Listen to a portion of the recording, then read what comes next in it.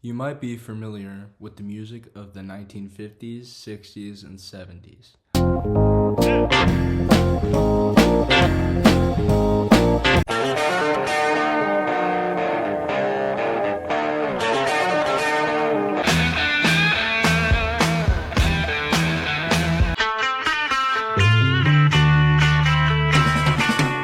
But what you might not be familiar with is the guitar used on those recordings. Each of the songs I just played were recorded using a Fender instrument, more specifically, the Fender Stratocaster, the greatest electric guitar model in the world. Used by some of the greatest guitar players of all time, such as Jimi Hendrix, Eric Clapton, Buddy Holly, and many, many more.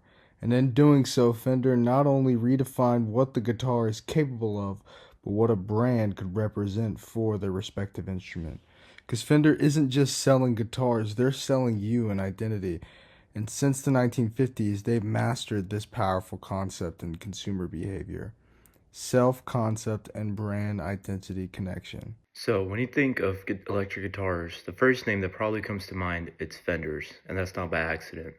Fender was founded back in 1946 by Leo Fender in Fullerton, California. At first, it wasn't even a guitar company, it was a small radio repair shop. But Leo was a visionary. He saw that musicians were struggling with the limitations of traditional instruments, and he wanted to find a way to make them louder, cleaner, and more consistent. So in 1950, he introduced the first mass-produced solid-body electric guitar, the Fender Telecaster. It completely changed the music world. Suddenly, guitarists could be heard over the rest of the band, and rock and roll was born. Just a few years later, Fender released the Precision Bass, the first electric bass that made it possible for basses to play with precision and volume.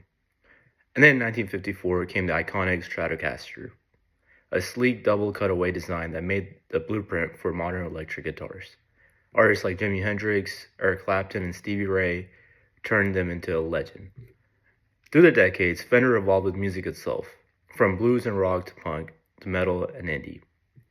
Even as technology changed, the soul of Fender stayed the same: craftsmanship, innovation, and authenticity. Today, Fender is more than just a guitar company. It's a cultural symbol, representing creativity, rebellion, and self-expression.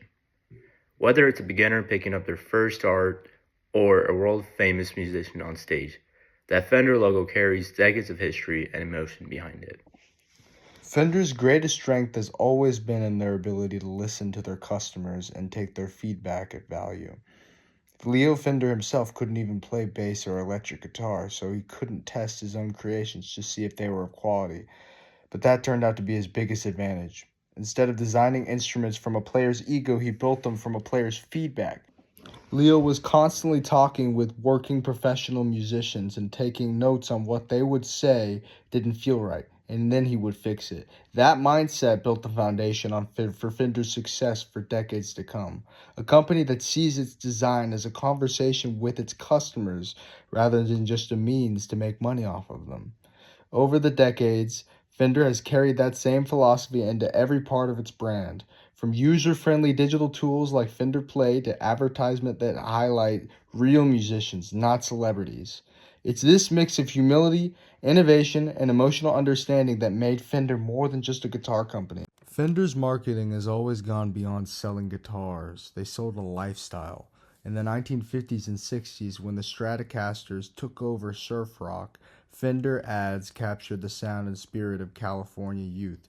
They showed the sun, surf, and freedom all wrapped around the sleek curves of a Stratocaster. Slogans like "You won't part with yours either" made the guitar feel personal, like an extension of the own player's identity. And that image stuck, or message, my bad. The Strat wasn't just an instrument, it was a flying machine. It was a ticket to the culture of rock and roll itself today. Even today, the same message echoes in modern Fender campaigns. Owning a Fender means you're part of a creative lineage that refuses to die.